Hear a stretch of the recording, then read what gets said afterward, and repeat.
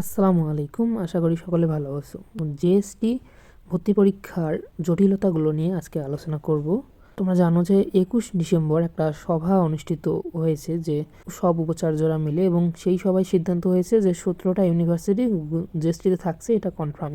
বাকি যে 4টা সিদ্ধান্তহীনতায় ভুগছে, সেই 4টা নিয়ে আজকে কথা বলার চেষ্টা করব। তোমরা ইতিমধ্যেই জানো যে সাস্ট, জগন্নাথ এবং খুলনা ইউনিভার্সিটি এরা জিএসটি থেকে বের হয়ে গিয়েছে, তো এদেরকে নিয়ে আর কথা বলছি না। এবং সিদ্ধান্তহীনতায় ভুগছে যে 4টি ইউনিভার্সিটি, সে 4টি হলো কুমিল্লা ইউনিভার্সিটি এবং ইসলামিক ইউনিভার্সিটি, হাজী দানেশ বিজ্ঞান প্রযুক্তি বিশ্ববিদ্যালয় এবং বিএসএমআরএসটিইউ।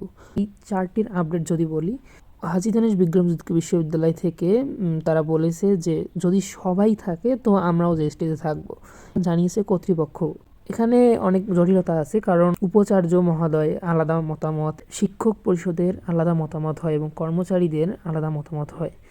কারণ এর আগে আমরা দেখেছি যে শাহজালাল বিজ্ঞান প্রযুক্তি বিশ্ববিদ্যালয়ে শিক্ষক পরিষদ এবং কর্মচারী পরিষদ জানিয়ে দিচ্ছে যদি এবার জিএসটি থেকে বের হয়ে না আসেন তাহলে আমরা কোনো প্রকারের আপনাকে সহযোগিতা করব না। সো এই অনেক কিছু বিষয়গুলোকেই মাথায় রেখে একজন উপাচার্য তাদের ডিসিশন দেন। এখানে উপাচার্যদের দোষ দিয়েও কোনো লাভ নাই, এই নাটক চলতেই থাকবে। ইসলামিক ইউনিভার্সিটিও একই কথা জানিয়েছে, আমরা তো থাকতেই চাই, কিন্তু সবাই একসাথে যদি পরীক্ষা হয় তাহলে আমরা থাকতে রাজি। কুমিল্লা ইউনিভার্সিটিতে শিক্ষার্থীরা বিক্ষোভ শুরু হচ্ছে যে আমরা বের হয়ে আসব। এই বিষয়গুলো অনেক বিষয় ফ্যাক্টরি করে, কিন্তু ভোগান্তি মূলত হচ্ছে আমাদের শিক্ষার্থীদের। এই শিক্ষার্থীদের ভোগান্তির কথা আসলে কেউ চিন্তা করতেছে না।